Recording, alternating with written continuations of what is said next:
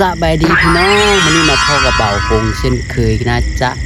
วันนี้สิพาทุกคนมากินต้มไก่เนาะต้มไก่น้อยเนาะตัวหนึ่งต้มไก่น้อยเนาะต้มไก่แซ่บๆเลยมื้อนี้นะทุกคนมาเด้อทุกคนกินข้าวนำกันน้ำเบาหงเนาะมากินอยู่เถียงนาคือเก้าพี่น้องมันค่ำแล้วเนาะตอนนี้ก็7 โมงสิเข้า8 โมงแล้วเนาะตอนนี้วันนี้มีต้มไก่เนาะจำเจียวส้มเนาะมาเด้อพี่น้องแซ่บๆน้ำเบาคงเนาะบ่มีผักเนาะมื้อนี้มีแต่ผักลวกผักกาดดอกเนาะลวกผักกาดดอกน้อยเดียวเนาะนี่ไก่ตัวหนึ่งตัวหน่อยเนาะไก่ลาดเนาะอันนี้ก็เป็นใส่มันเนาะพันใส่มาเด้อมากินข้าวน้ำเบามากินข้าวแรงเนาะกินข้าวแรง กินข้าวแรงน้ำเบาของน้อง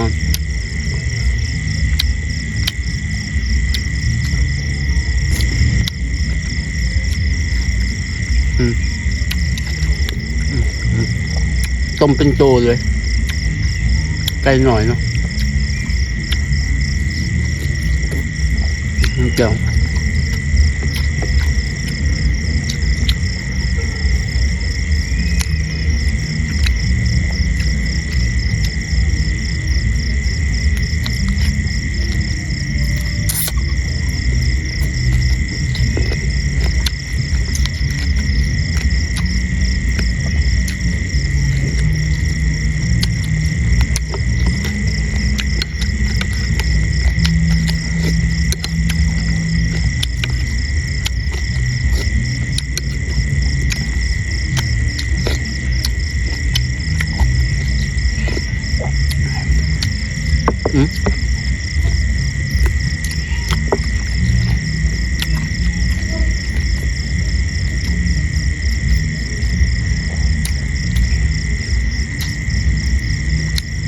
ใช่ไหมเนาะ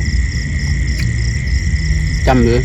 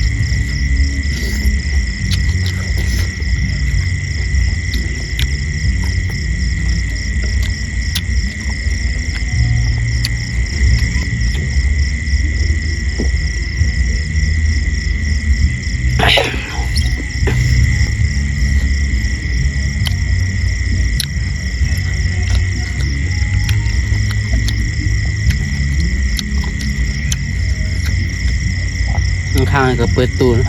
เปิดเพลงกินเบียร์อยู่